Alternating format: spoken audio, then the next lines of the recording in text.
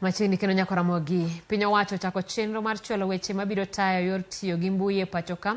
Karomo mar sumo pacho ganda kaluwore gi dwaro mar chik bende dhi nyime kuonde mopogore e pacho ka.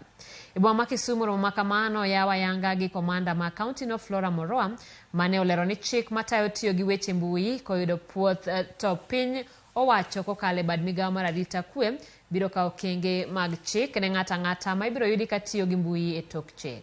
Mae biro kalure gi kuo athuwe kind dhoudi ayany kod maundu mamoko michwalo kokale yor mbui magiwacho ni ogoyo tach kendo medo mana medore e pacho ka.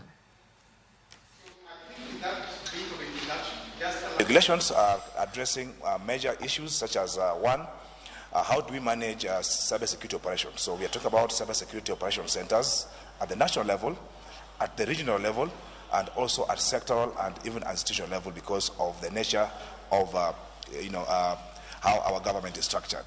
We are also looking at the issues of dealing with cybercrime. It's a challenge, and we've seen people have taken advantage of the cyberspace where people can act anonymously to bully people, to steal data, to steal money and other things. So we need to have very serious regulations that can ensure that such perpetrators are severely punished. Therefore, we have come to the public so that we share with them the draft regulations, which we did I think more than 2 weeks ago.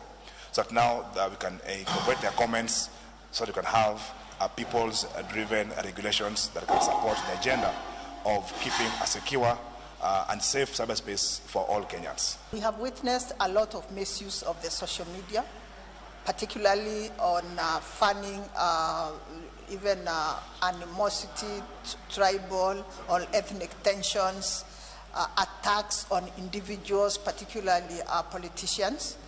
And in most cases, this one has just gone, without any action. But I believe with this kind of regulations, we'll have a way forward on how to deal with people who misuse the social media.